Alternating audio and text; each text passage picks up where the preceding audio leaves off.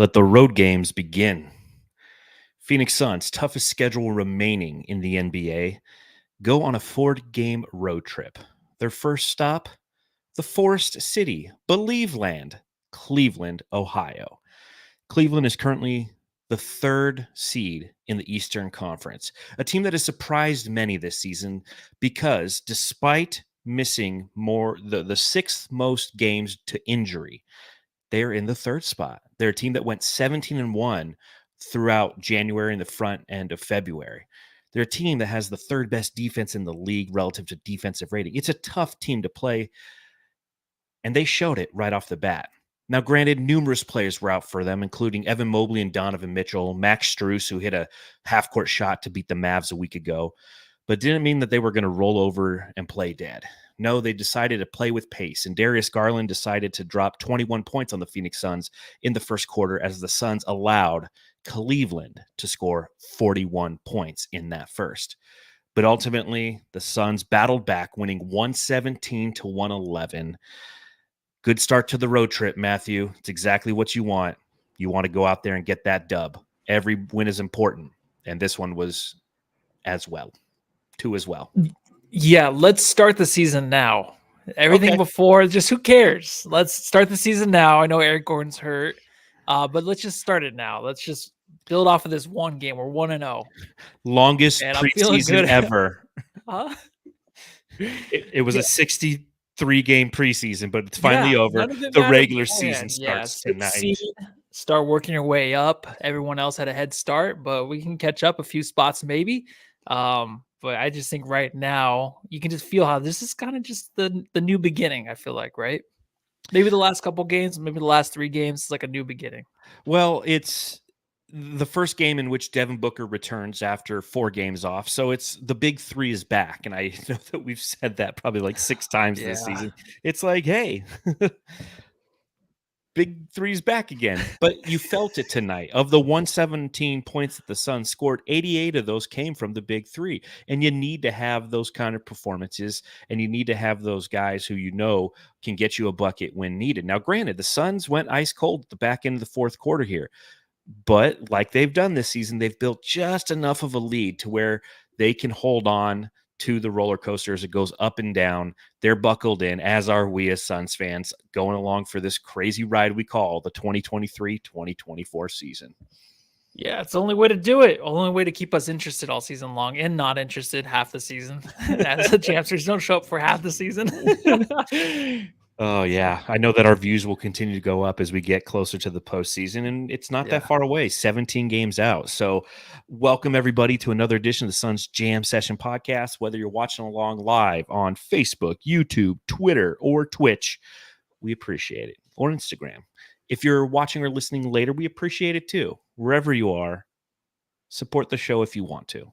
Be like Biscuits and the Bear. $6 in the super chat. Says Big D Booker didn't miss a beat. Just need to go 2 of the next 3, and the Suns are in great shape. Completely agree with you, Biscuits and the Bear. And thank you, as per usual, for your donation.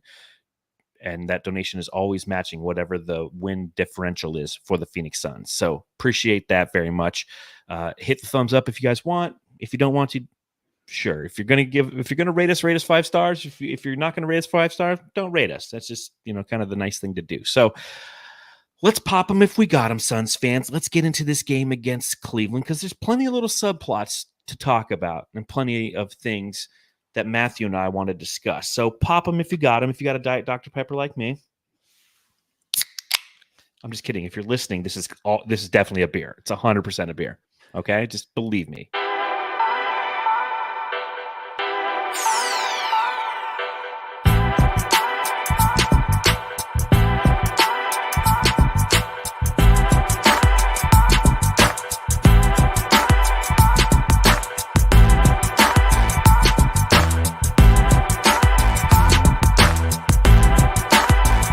Bucks 17-111. The Phoenix Suns beat Cleveland Cavaliers, start their 4-game road trip in the correct fashion, going out and getting a win. Brings my first question for my buddy Matthew here. Oi, Matty. Mate, I've got to ask. Matthew, I got to ask. Legend Joey in the chat says, good, you guys are here. We're always here, guys. I've never been more frustrated with a Suns team than I have this season in my 30-plus years as a fan. So many low IQ plays, it's killing me. The Suns in the first half looked inert. They were being run out of the Rocket Mortgage Arena, which, by the way, Matt Ishbia was at tonight. He goes on enemy ground. Obviously, Rocket Mortgage is a primary competitor and the owner of the Cavaliers, and I forget his name. Dan Gilbert. There you go, Dan Gilbert. They're like mortal enemies, and Ishbia is in the house. So like the balls on this guy, just there's nothing I don't love about Matt Ishbia. Maybe his height, maybe. Even then, it's just like I just want to hug you, guy. But he's even there watching this as the Suns are getting run out of the arena, and then they run the Cavs out of the arena in the third quarter. So, like Legend Joey, I'll ask you this question: on a level of frustration, where does this rank 1 to 10 for you compared to other Suns seasons? Oh, this whole season as a whole? Season as a whole, not just this game. I don't entire know. Season. You know what? Because I do think about it a lot, and I would have to say number one. Probably number one. It would probably be the most frustrating season. It has to be, and it just obviously has to do with all the injuries, right? The injuries, the expectations, where we've been before the last 2 seasons. So the expectations built on a couple new guys coming in, a lot of expectations on them, especially Bradley Beal. And, Booker's missing some games, and we just expect more this season. But obviously, we're still 11 games over 500. So it's still a good team, but we always want more now. So that's the thing is like in Phoenix here, watching the Suns team play every game, we want it to be perfect, but it's not going to be. So I think a few weeks ago when you talked about acceptance with this team, I'm on board with that, but there is still that frustration that just keeps leaking through every game. So I would say number one. What about you? So I was thinking about this a couple days ago, and that's why when I saw Legend Joey say that in the chat, I was like, I am going to talk about this because I'm with you there, Matthew. I think that this is one of the most frustrating seasons for me as a Suns fan, and you hit on the key reason why. It's the expectation coming into this one. Bright side of the sun, we had this whole series this past summer talking about expectation, breaking down. I did a bracket, different eras of Suns basketball. What season had the most expectation going into it? And I think that by default, this one kind of won because it is a subjective question, number one. And number two, it's a question in which you don't know what the end result was yet, because you'll go back and you'll talk about the expectation of like the 93-94 season. Now, a lot of people said 92-93, but for me, 93-94 had more expectations than 92-93 because we had just been to the finals and we were coming out of that and the core was still there and we're now healthy. Cedric Ceballos was going to be healthy. We were going to have a team that should make another run. We were going to repeat. Jordan just left the league. Holy shit, here's our chance, right? So recency bias and coupled with people who voted in those polls that I did in that series for Brightside, a lot of those people might not have existed in 1976 or 1977, the year after the Suns went to the 76 finals against the Boston Celtics, myself included. I call it the Dave King was still alive era, right? And that kind of that took a weird turn this year. Yeah. But looking at this season, the expectations and what has actually occurred is really what makes this frustrating. Because I went through and I was looking at different seasons and I go, okay, because even during the 7 seconds or less era, it wasn't the season ultimately that you were frustrated with. It was the end result. 04-05, they came out of nowhere. They won 62 games, but then they won 54. Then they won 61. Then they won 55. Then trades happened. We won 46, but then in 10 we won 54. So they were still dominating every season, much which aligned with our expectations. Whereas this team, you go back and it's going to be really interesting at the end of the year when we go back and we look at our preseason Jammy Awards. And we take a look and see what our predictions were and what record we set. You and I sat right here in this podcast before the season began, and we said, this is where we think the Suns are going to end relative to final seeding, and this is where the Suns are going to end relative to record, and how far we're ultimately going to be off. And that's because of the frustrating things that we've seen in this season, the lack of continuity, the injuries, the turnovers, the disappointing fourth quarters, the lack of defense at times, all of these different factors in which our expectations were just so much higher entering this season. Now, the front end of this game against Cleveland was an encapsulation of the frustrations that we felt all season. A team that didn't appear to be focused, a team that was turning the ball over, live ball turnovers at that, in frustrating fashion, a team that wasn't getting back in transition on defense, a team that was allowing offensive rebounding. They turned it around the second half, but the front end of this game, for those of you who watched it, it was frustrating. Was it not?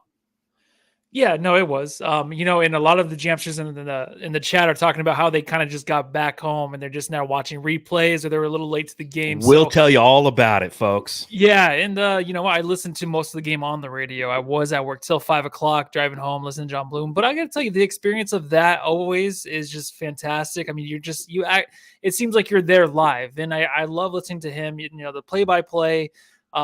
The only frustrating part is when the Cavs just can't stop missing threes. Whenever you think the Suns are going to go on a run and the Cavs come back and hit a couple threes and match Kevin Durant, who made 3 in a row, that's frustrating. And you kind of get mad at John Bloom. It's kind of like if you watch It's Always Sunny when the lawyer's reading off the will of the dead mom, the dead wife, and they get mad at the lawyer. I'm mad at John Bloom. Like, stop, dude. Stop telling me that the Cavs are coming back and they're going on runs and the Suns are turning the ball over in the most critical possessions of the game. So that's what it was mostly. That's like my big takeaway is just there's those turnovers, but they kind of limited them at times. And guys in the big three, like Beal, Book, and KD, had the best moments of the game to really help carry them and lift them. And you kind of felt with 2 minutes left, you're like, oh, this is over. You kind of had that feeling like the Suns, if they blow this, I would be very, very surprised. Yeah, it's funny you say that because I watched the whole game. I got home in time. I'm covering the game for Bright Side of the Sun, so was able to watch this whole game and really just note that what the Cavs were doing. Granted, the Suns did their part in helping the Cavs get to where they wanted to go, right? Like the first quarter, the Suns have 5 turnovers and the Cavs only have 1. And the Suns allow 7 points off those turnovers. And then they add 3 more in the second quarter. So in the first half, they allow, they cough up the ball 8 times, which will allow 11 points. And the Cavs cough up the ball 4 times, which allows 6 points. The Cavs also just started out stupid in this game. 13 of 22 from the field. So 60% in the first, 16 of 24, 66.7% shooting in the first quarter, 7 of 12, which is 58.3% from beyond the arc. Without Donovan Mitchell, Darius Garland, the floodgates open. He played all 12 minutes in the first quarter. He was 7 of 8 from the field and 5 of 6 from deep. He had 21 points, and the Suns allowed 41 points. Now, granted, they scored 32. They weren't inept offensively. They just couldn't get stops. Part of that was allowing the Cavaliers to dictate pace. The Cavaliers came out hustling after every rebound, after every turnover, and even after every make by the Suns. They were getting out and running. They were trying to do what the Spurs did to the Suns so long ago back in November, Halloween, and then like November 2nd when they played them. They you know what? We don't have the talent tonight, so we're going to have to beat you with the hustle. And that's what they did, is they just attacked as hard as they could on the interior. And then if they weren't attacking on the interior, what were they doing? Well, they were hitting the 3 ball. In the first quarter, they had 16 points in the paint and then 21 points from beyond the arc. And that was, how they scored their points in the first. Started to fall back a little bit in the second. The Suns actually outscored them 31-29, came back to earth a little bit. But if you look at their overall numbers in that first half, they were 43.5% from beyond the arc. They hit 10 threes in the first half. Now, granted, the Suns had hit 6. And I tweeted out at halftime, I'm like, listen, I understand that we're frustrated because the Suns aren't stopping them from scoring, but they're also scoring at an insane clip. Regression will occur, and that's exactly what happened in the second half for the Suns. But hearing that on the radio, is there any way to stop that, or do teams just kind of get on these rolls sometime? Oh, it's the NBA. It's going to happen. So the only way that you can feel confident is if the Suns have gotten past this in the past, where they can come back and just take over these teams that are decent, even though they are injured. I guess they're a title contender if they're healthy. They kind of seem like in the East, because out East is kind of open to anybody. I think the Celtics, obviously, 7 games ahead. The Cavs have a chance out there to get the Eastern Conference Finals, so they are a legit team. So the Suns, game after game, if they keep finding themselves in a hole, it's about just coming back. And of course, you always have a new guy coming back from injury, which was Book tonight. So you got to work him back into things. But the way he got back into things in the second half, and he just really answered the call. And then also Kevin Durant just putting up huge scoring numbers tonight again and just hitting big shots. And in a stretch run where he hits 3 in a row, you just knew like, okay, this team is back to where they can answer. And you kind of hear Beal's name more and more. You hear Book just in the paint deflecting rebounds to grab the offensive rebound. So there's a lot of action going on the offensive end. And that's what you want to hear, the movement of the ball and just getting those extra tip passes and getting the extra possessions.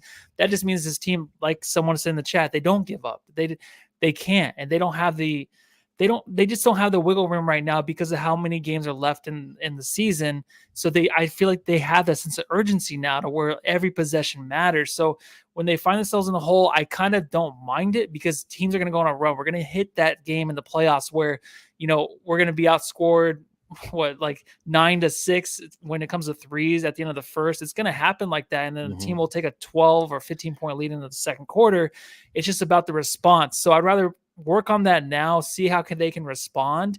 And right now you just kind of feel it. Like I said, with 2 minutes left, I kind of figured like the Suns are going to win, but I also do feel like they can make those comebacks. They can make the stops. Their defense is ass still, according to subreddit, but they're going to get better. And Frank Vogel said they're going to get better, but then also you realize the rest of the league, the defense is getting better if you listen to Bill Simmons. So I think just offensively, if they can limit those turnovers and just really fill themselves and believe they're confident enough to get back into these games, that's the biggest thing to capitalize on heading into the playoffs.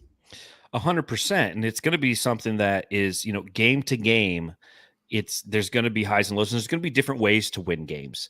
There's going to be games in which you're going to have to rely on the big three. There's going to be games in which Grayson Allen or Royce O'Neal are going to go off and score 20 points. And that's the beauty of this team. And it's one thing that's valuable about this team and something that we definitely didn't have with the Phoenix Suns of a year ago when we entered the postseason is this is a team that can beat you in multiple different ways. It's a team that can beat you with their three-point shooting. It's a team that can beat you with a solid rebounding and Nurkalicious game. It's a team that can beat you with some ancillary players. It's a team where Devin Booker or Kevin Durant can put you on their back and they can dominate you. And it's a team that can beat you with defense. And this is something that's interesting. And I don't know how many people actually know this about the Suns. And it's an article that'll be posted via Brightside tomorrow morning, our opening piece, if you will. Looking at the Suns' defensive rating month to month and where it ranks relative to other teams in the NBA. They were 23rd in the NBA in defensive rating in November, then 18th in December, 13th in January, 9th in February, and thus far, not including tonight, they're 8th. So this is a team that is getting better as the season progresses. Okay? And you look at the second half of this game. What sparked the victory tonight was that third quarter. Now, part of that is Kevin Durant going off for 19 points, and obviously we'll talk about him momentarily. The Suns score 34 points, but part of that is the Suns' defense only allowing 21 points. A team that in the Cleveland Cavaliers that, like I mentioned earlier, shot 43% from beyond the arc and 55% in the first half overall, had in just the third quarter 36% from the field and 25% from the three-point line. Now, the key to that, Suns took care of the ball, only 3 turnovers, but only allowed 3 points. And they did a good job getting back in transition and forcing their defensive will and rebounding the ball. I mean, Devin Booker alone in the third quarter had 4 offensive rebounds, 3 on 1 play. But their attention and their ability to lock in at defense at time is something that, again, we go back to that word frustration. The reason frustration exists is because we see quarters like that. And you're like, dude, just do that shit all the time. Now, it's hard to do that because the energy isn't sustainable. But, man, I mean, to know that they have the capability to do that, they completely flipped this game on its head, and then they were the front runners for the remainder of the game.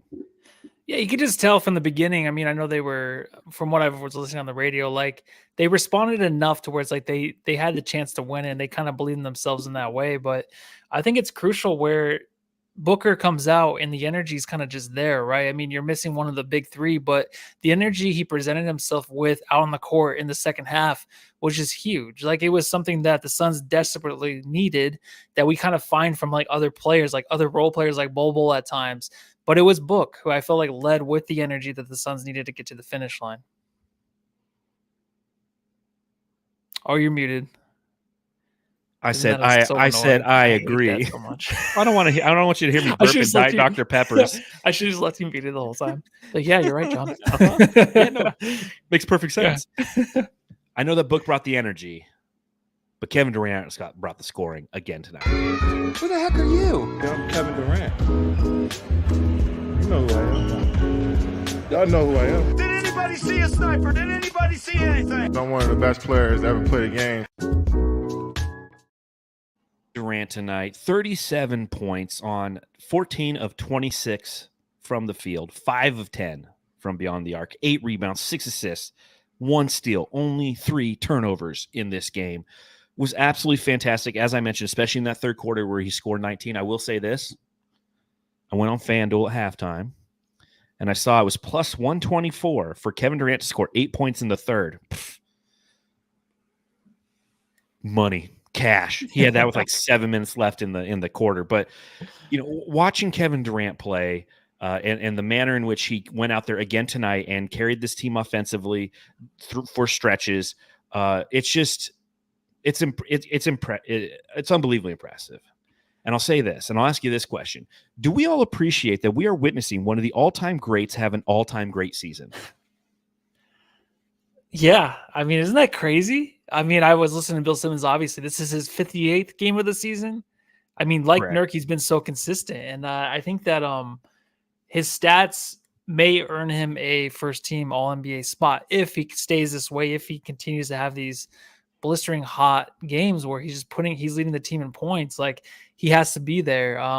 It's kind of going under the radar. I think it's just because of the way the Suns season has gone and our frustration sometimes with him losing the ball in critical moments of the game to where it's like turnover after turnover, but everything else he does overlooks that. So we do kind of nitpick a little bit, but I think it's been a great season where he's earned a spot, I feel like, in at least a second or first team this year. But also his defense is rebounding, the all-out effort that he puts out there, like game to game, that's overlooked as well. I really think that even tonight when he had a huge rebound towards the end of the game, like falling out of bounds with his long bony legs, he had just enough to hover over that line with his little tiny butt and just throw it back into bounds. I think it was to Book. But, plays like that, it's just like, man, like this guy just gives such a fuck. And I know it's so cliche to say, but it's just true. It's just like he just wants to win every game. He came here just the ball, just to be a regular old ball player out there, not worry about anything else. And he has the opportunity to do that. And this is what happens, man. He puts up these kind of stats to where it is under the radar. Everyone talks about LeBron constantly, all the fucking time. And this guy's right up there with him and never talks about him, probably because he's in Phoenix. I'll say this. I wore tonight my Welcome to the Desert Durant shirt. The shirts that they gave out at his opening press conference, because good one. I was thinking about it. And, for those of you who watched the last post-game podcast, I was on with Suns Geek, and I had my little Kevin Durant rant. My Kevin Durant. Oh, shit. It's genius. And it really got me thinking. It's one of those things when you watch this team all the time and you have frustrations with every member of the team. That happens. That's what every fan base does. Is if you're a true fan. What's so funny? Did you fart or something? No, Creepy Crawley just put little tiny butt. I forgot he said that. So when I saw that, I was like, oh yeah, I forgot I said little tiny butt. So now I'm thinking of a little tiny butt. All right. Okay. But every fan base has that. And like Lazy Squatch says in the chat, he says the Phoenix Suns have the most negative fan base. Dude, go hang out on the subreddit of opposing teams right now. Like, that's incorrect. Every team does. Every team does. And one thing that I love about writing for Brightside and for doing this podcast is 9 times out of 10, 9 viewers or listeners out of 10 are the passionate fans of the Suns fan base. This is the community. Those of you who are live in the chat or those who watch later or listen later, you're in this select little community that truly cares about this team and watches them all the time. You're not the casual fan. You're the psycho. You're the fanatic. Right? So you're overanalyzing everything. And when you overanalyze things, you start picking them apart because you see where their opportunity lives. And that's what we do night to night. After every Suns game, we go live right here on the Suns Jam Session. And when we talk about the great things that we saw, and we saw about the opportunities or the things that frustrated us, right? So it's not that we're negative or your fellow fans in the chat are negative. they're providing their feedback on the team from what they see night to night. This isn't some random person coming in, looking at a game once and being like, they suck, because those are the people who think the Suns are great. And if you're on Suns Facebook, like they say, if you ever say anything negative about the Suns, you're not a real fan. Suns till I die. It's like, yeah, of course, Suns till I die, man. But like, I'm still going to be critical of things that I like. That's just natural. And in that process, I feel like we don't like, I feel like you and I do a good job of giving KD his flowers and talking about the great things that he does. But we also have, we have some, observations of things that he could do better. But I don't want that to take away from us appreciating that we are watching an all-time great NBA player in a Suns jersey having an all-time great NBA season, because that's what's happening. He's shooting the second best three-point shooting percentage of his entire career. He's having the third best field goal percentage of his entire career. He's scoring the third or the fourth most points per season that he's ever scored in his career. And he's doing it in a Phoenix Suns jersey. And we all know that his ability to score when the Suns need to get some points and they can go to Kevin Durant, he's going to do it. Now, I know that we can get frustrated with the fact that he might go a little isolation heavy, but you know what? Go back and watch Jordan and tell me if you ever watched him do any isolation. Yeah, he lived there. And the other thing that I wanted to point out is I talked a little bit earlier about how the Suns consistently are getting better month after month relative to their defensive rating as a team. It starts with Kevin Durant. In November, he had a defensive rating of 117.3. And then in December, it was 116.7. And then in January, it was 116. And February is 110.5. And then in March, it was 109.2. Now, defensive rating for an individual player does have something to do with the players around you, because it's production over 100 possessions, and it's not just you individually. But every month, he's getting better defensively. Every month, he's still putting up that same consistent scoring, but he's getting better defensively. So that's a driving force as to why the Suns are getting better. It's because they got Kevin Wayne Durant. In the what was I going to say? Oh yeah, does it really matter? I don't know. It's something about Kevin Durant being great. I was going to say that the negativity, it's not even based on just Kevin Durant's performances, really, in the turnovers. It's just a collective group effort to avoid those losses that we look forward to. We don't this season, like we mentioned in the beginning of the pod, it's all about the expectations and we have for this team. So if we're losing, we're going to look to see who we can actually blame for it, right? I mean, that's where it comes from. And I wouldn't say blame. If we're winning, well, I think we blame it on some players. There's some Shaman Zone players right now, right? Or no? Oh, yeah. Is Eric Gordon in the Shaman Zone? No, Drew Eubanks lives in the Shaman Zone, dude. He's got a condo. I thought Eric Gordon was there now. Well, he invites Eric Gordon over from time to time. Okay. They like live. But I would say blame. I would just say, like, from a fan standpoint, attempt to hold accountable. Like, it's an accountability thing. It's like, well, like Royce O'Neal tonight. Royce O'Neal had another bad game. Okay, and it's a bad, like, in a key stretch in the game, bad play, a turnover, a missed three, another turnover, both of which led to points for the Cavs. So it's like, yeah, if you lose this game, you go, listen, Royce O'Neal needs to play better. So perhaps it's language semantics. I'm saying hold accountable, you're saying blame it. I guess at the end of the day, it means the same thing, right? Yeah, I guess so. And like we're relying on some of these players to do too much, and then it's just like, well, they're not filling their role. They didn't put up 26 points again, like Grayson Allen spoils us with every other game. So we have been spoiled, but we've also seen the worst of this team. I feel like, and maybe that's a good thing, right? We've already seen the worst, I hope. Well, the way I look at it, the way that I look at it is everything is aligned for the Suns to become a very, very dangerous team. Now, again, that's the expectation, and that's why this season could be frustrating, because all the narratives are there, right? Again, 17 games left. Hardest schedule remaining. We've got Boston on Thursday. We got Milwaukee at 10 a.m. Arizona time on Sunday. We got to play these Cavs again at the end of the month or in April when they most likely will be healthy. We got 2 against the Clippers. We got the Timberwolves and it's not an easy schedule that lies ahead for the Suns.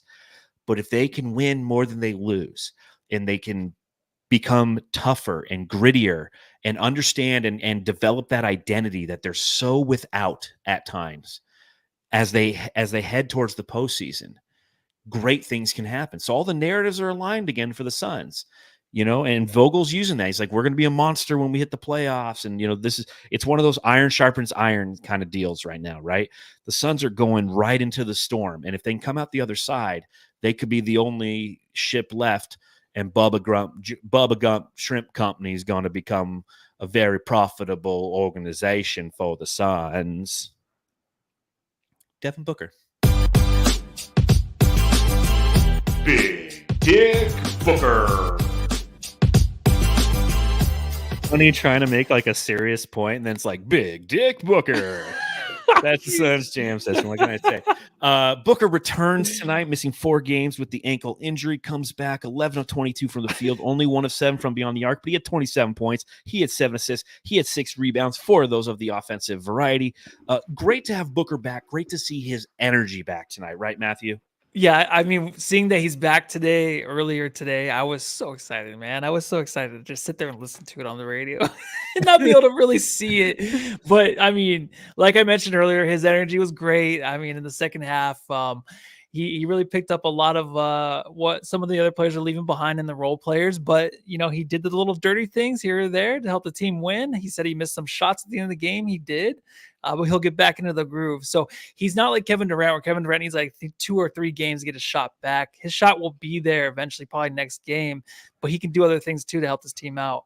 So it's such a weird thing, really, just to have Booker back, and then you have Beal and KD, and the way they performed tonight, I feel like as a collective group was really probably one of the best games they've had together. When they're now, what are they, 15-9 together? I believe it's 15 and I think 15-8. Correct. Okay, it's 15-8 or 9. Somebody fact check that.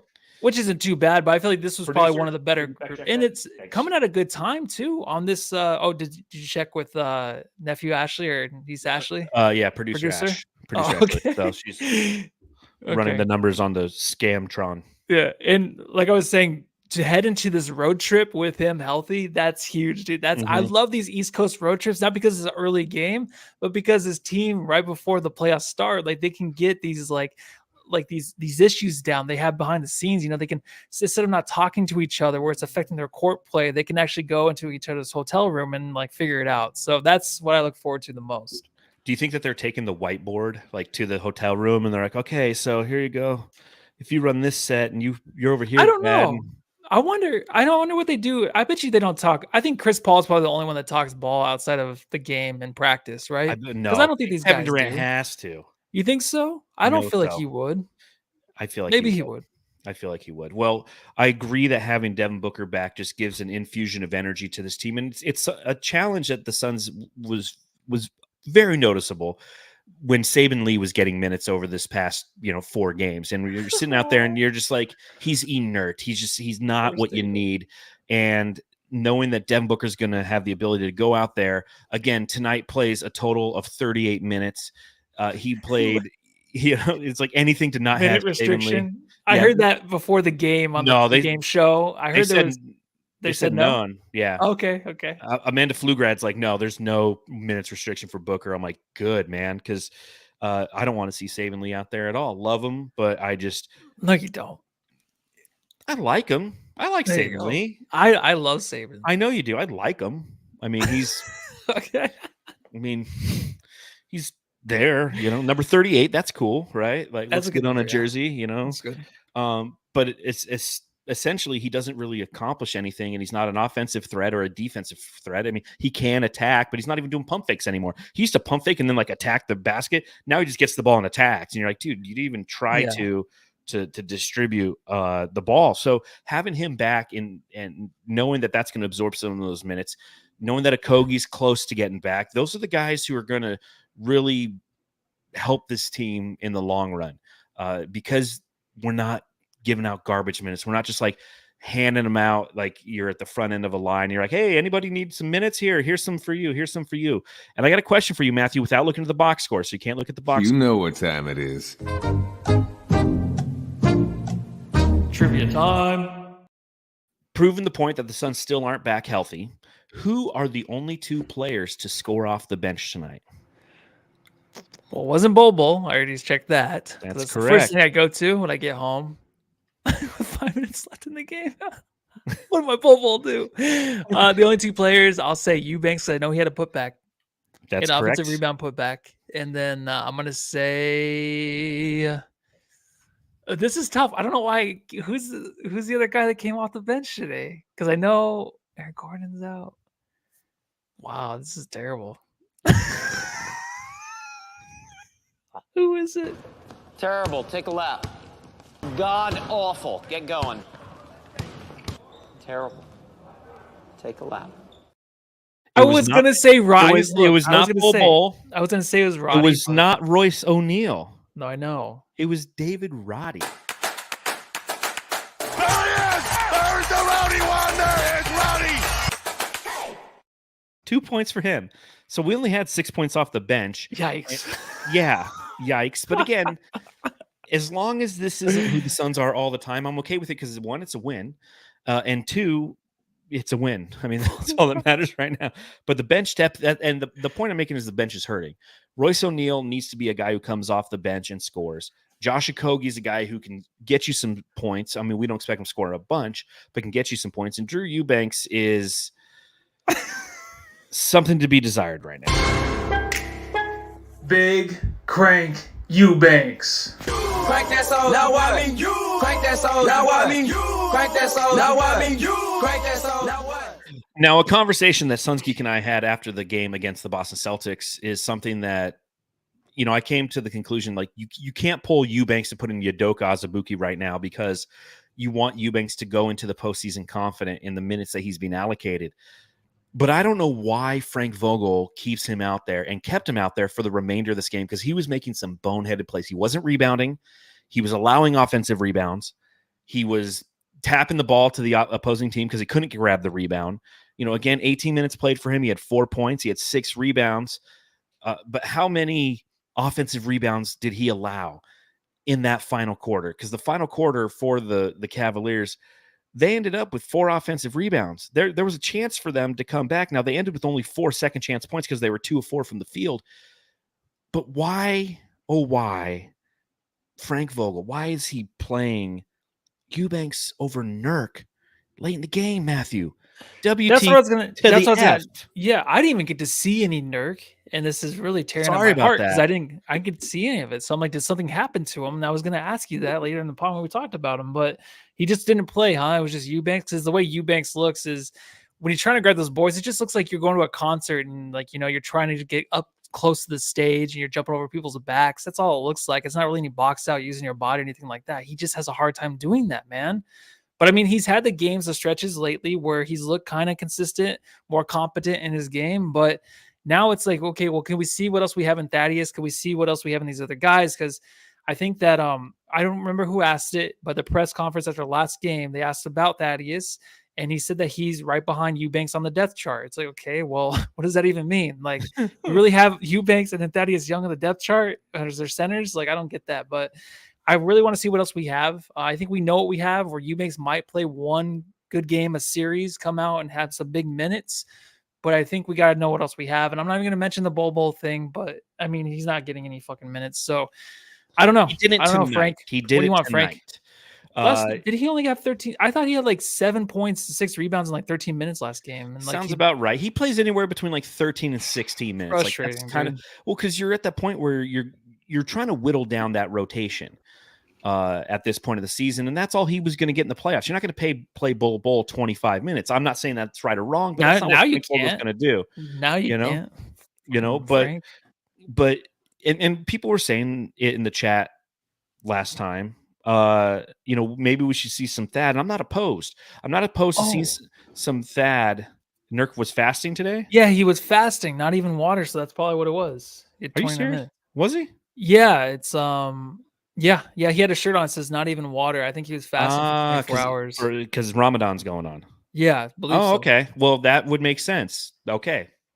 Well, there you go. It wasn't Frank Vogel's choice. It was Yusuf Nurkic respecting the rules of his religion. Okay. Well, there you go. I still would like to see Thaddeus Young out there maybe in the second quarter a little bit. Like, I know that what you want to do is you want to continue to give Eubanks run because you need his confidence. Because like you said, 1 out of about every 4 games, he gives you a good, solid performance. And you go back and you go, hey, he's the one who beat the Bulls and changed the game against Andre Drummond. So he has the ability to do these kind of things. But at the same time, like we're at that final stage. So maybe against Charlotte, right? Like we play Boston the next night, we play the Charlotte Hornets. Maybe against the Horny Hornets, you throw Thad Young out there for a while and just get some sea legs under him. So maybe that's the answer. Assalamu alaikum, Yusuf Nurkic. I had no idea that you celebrated Ramadan. So that makes sense. He was probably gassed at the back end of the game. So good job, Frank Vogel, in not killing Nurkalicious. Nurkalicious definition make them boys go crazy. Oh. 29 minutes from Nurk tonight. He had 9 points. He had 8 rebounds. And he was looking good again, bodying people up.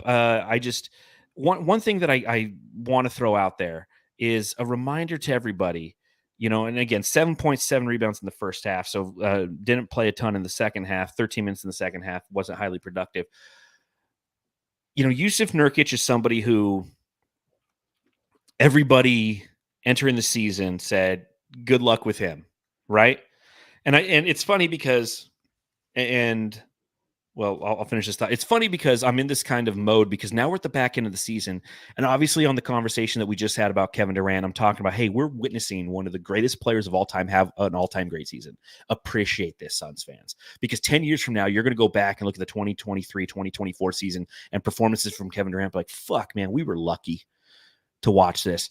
It's the same thing. Like I'm in this almost like retrospective look at our season because it's getting ready to come to an end. It's 3:11 today.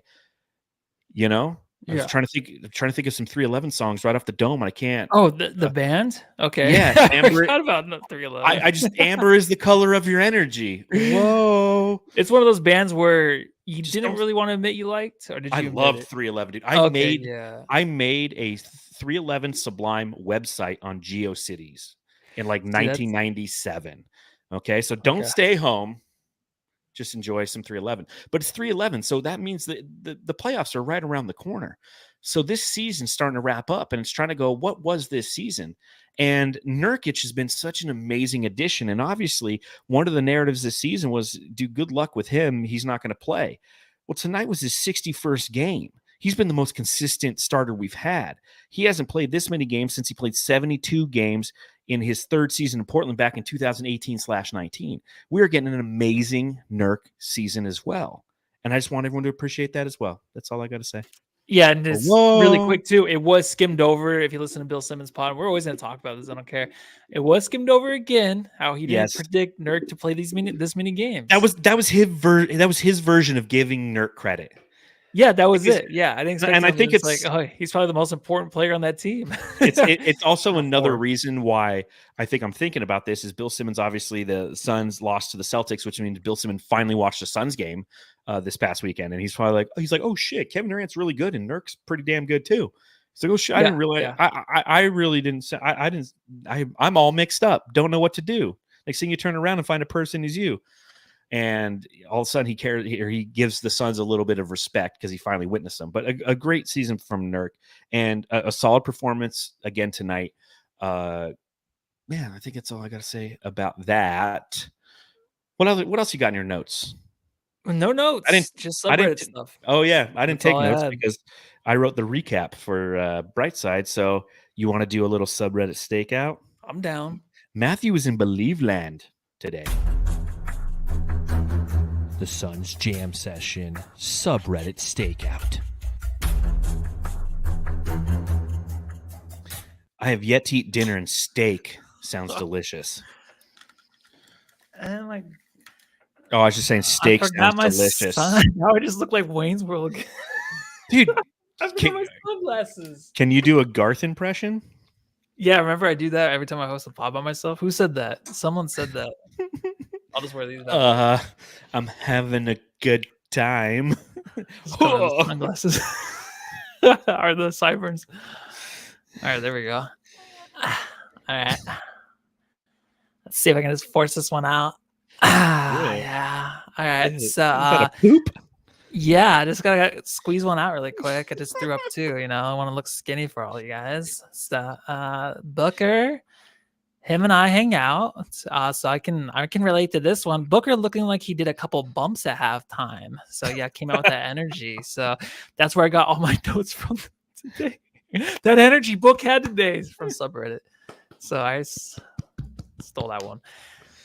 Jared Allen, no shit. I think aliens are real. Did he say that? I don't even know. I think Garland was like mic'd up today or something like that. I don't even know. He was on the other side because they said lol. Garland telling everyone he's mic'd up so they don't slip up on an accident. You don't want someone to say anything bad. So I think he was. I think he was just mic'd up so he would go up to players like, hey, I'm mic'd and don't say anything bad, all right? You want to get canceled out here. So I like Beal, and that's about it. And someone said, yeah, that's about normal. No one likes anybody else but Beal, I feel like. Yeah, I feel like you're right there because Beal's never hurt anybody's feelings. No, he hasn't. Even the He's too Cavs goofy, as a right? wizard forever. Yeah, he's that's true. Why the fuck they chose the old ass short woman to do half court shots? I always like the subreddit where they talk about the halftime and stuff. Yeah. I never can see it. Daylight savings time being over and the sun's being out later. I didn't even realize it's game time. I feel like that's everybody today, right? You got home from work. Not in Arizona. Let's see. That's all I had. Oh wait, one more thing before I go. Suns defense is atrocious, dude. There's always a dude wide the fuck open. That's what it sounded like on the radio. Yeah, fair. Very fair. The Suns Jam Session subreddit stakeout.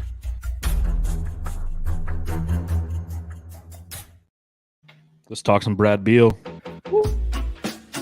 And she said, you're not the only one, but you're the best, Bradley. Bo, bo. 10 of 19 from the field for Bradley Beal, 24 points, 3 steals, 4 assists, 5 rebounds. Truly stuffed the stat sheet tonight.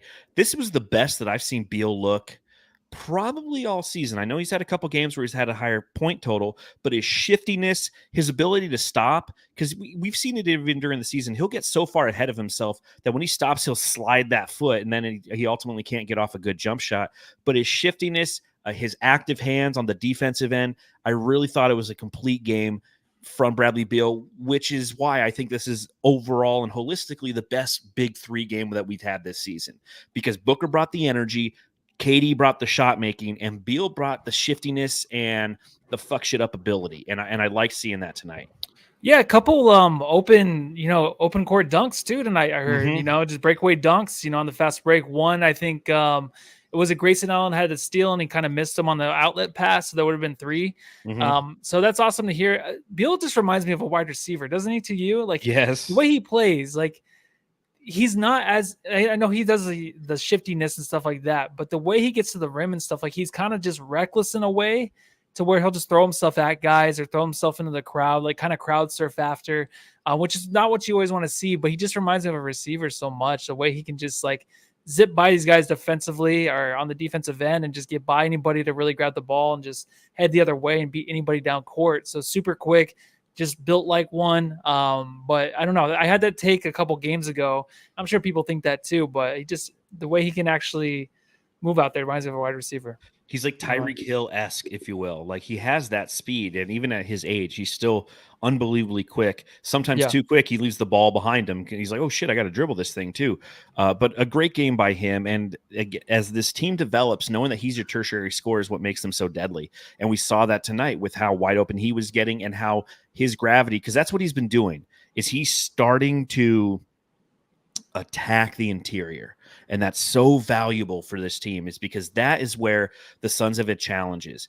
When Bradley Beal's not out there and the Suns are starting to look very lackadaisical on offense, is when they're not attacking. And if you start to attack, defenders automatically are going to collapse and it's going to leave open shooters.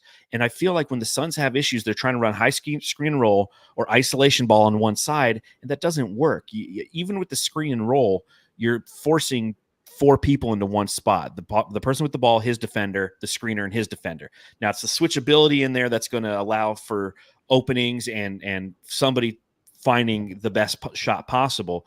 But if you have the ability to run some back cuts and disrupt the defense, and then have somebody who off the ball, and there's so many people on this team who can do that off the ball. Even Grayson Allen can do it. It creates it's just a nightmare for opposing defenses, and Beal is the catalyst of that. So, it's good to have him play in that capacity. it's just great overall having the big three back again. Let's not say it again. Okay. Okay.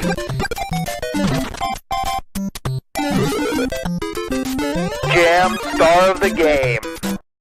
All right, Jamsters, a reminder, hit the thumbs up button, subscribe, rate, review, do all that good stuff. If you don't follow us on YouTube, head over to our YouTube channel. Do it there. Let us know in the chat who your jam star of the game is. There's a lot of good nominees in this one. I mean, KD obviously going for 37. Booker for the way that he continually, had those offensive rebounds, the energy he brought. Nurkalicious for not playing in the fourth quarter to respect his religious beliefs. I don't know which way you're going to go. So which way are you going to go? Let's go with let's give it to Kevin Durant. I think that's the first time I've given it to him this year. It's the first time you've given it to him since the Suns played the Sacramento Kings. Was that on the comeback win? No. Okay. The most recent game? Mm-hmm. Okay. Well, I'll give it to him again. Yeah, when we played the Sacramento Kings, I didn't even log that one. In the comeback, I didn't even log that one. I don't think I did. Nope. No, because we were at the game. Yeah, we were at the game, and I wasn't, driving home and such. I absolutely give it to KD again. It just those 3-pointers that he hit, the fact that he won me some money tonight. Appreciate you, KD. Yeah. Appreciate you. Plus 124. Yeah. Just everything he does. Again, I just appreciate KD. That's where I'm living today. So looking John Tran, KD has our jam star. Wish I could have seen a clean 40 Bach in person. Eubanks for sure.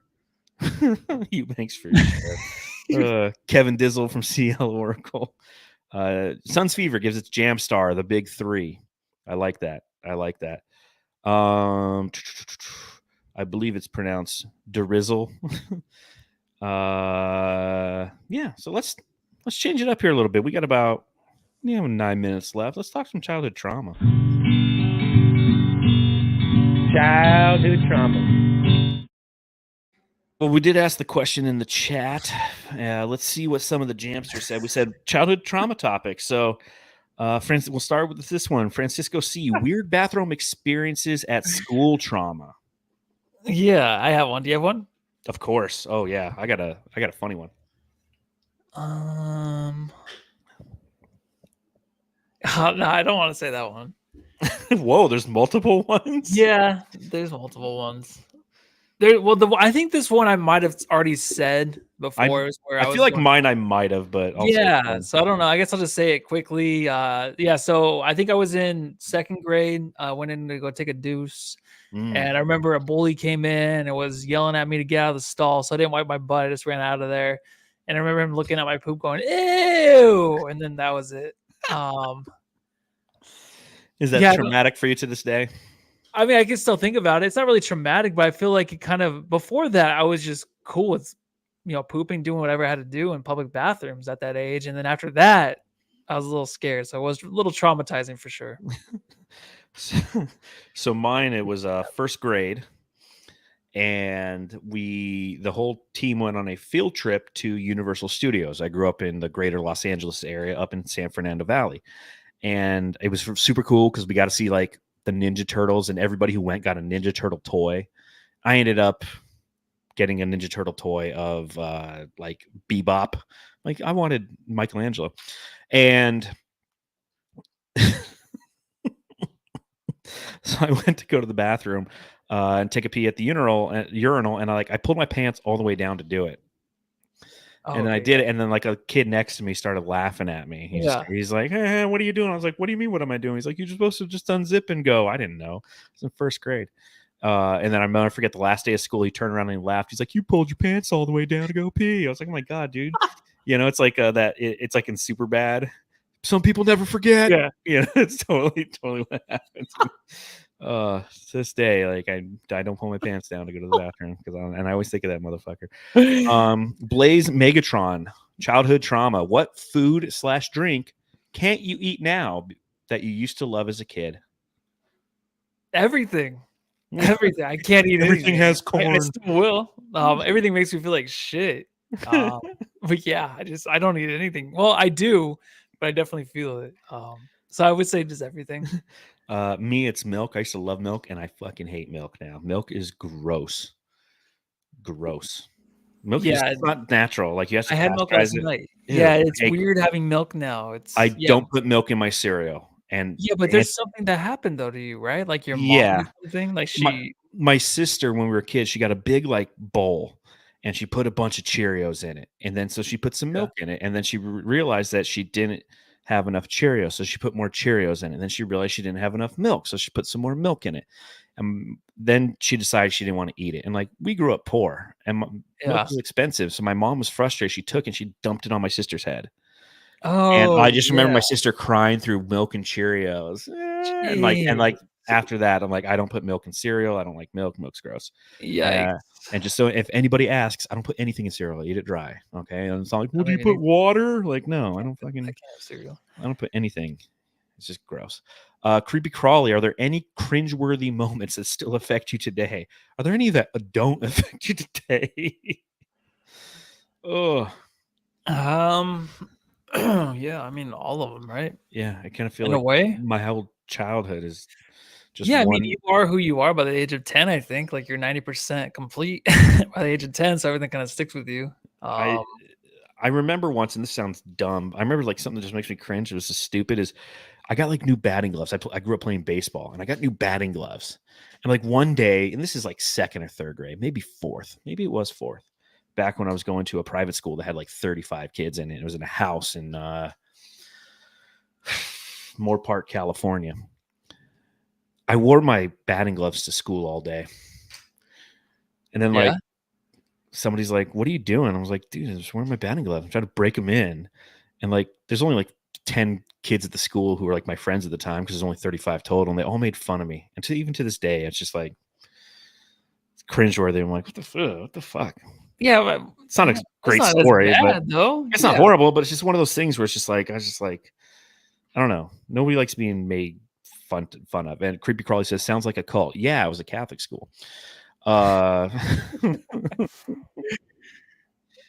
I can't really think of anything else really. I'm sorry. Cringeworthy. You ever fart in class or anything and you got busted? No, actually no. I remember I farted on the elevator the other day and somebody walked in. I was like, "Shit." what? Yeah. You Ugh. You know what I saw this morning? This is one of the craziest things. Not super crazy, but just random conversation. And unlike 383 people are watching, this is me and Matthew talking. Thank you, everyone, for watching our conversation. I went to drop off my dry cleaning at the dry cleaners this morning, and the guy ahead of me in line was paying with a check. Really? When's the last time you used a check? I've never used a check. I think maybe twice in my life I used a check. Well, I mean, like I used to use checks because I'm older than you, but like I'm sitting there, I'm like, what's taking this guy so long? And I hear him, he's like filling out a check. I'm like, does the cashier who's like 20 even know how to process Throw this it thing? away. They're like, Yeah, okay. she's like, cool, Yeah. thanks. What do Yeah, I do with this thing? If I was working there and this never happened, I'd be like, oh yeah, that's fine. Just keep it and like store it somewhere and be like, this is what happened today. Someone gave me this. I wouldn't know what to do remember with it. like 7 years ago, I went to Best Buy and I was asking them, I was doing a capital project for work. We were buying a bunch of stereo equipment for DJing by the pool because I used to work in hospitality and run the fun team.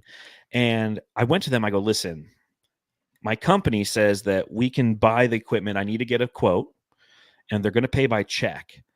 And the guy is like, I have no idea how to do that. And he called a manager who called another manager who told me they couldn't accept a check at Best Buy. It was like 7 years ago. Like Best Buy's like, no, we just fuck checks. We ain't doing checks anymore.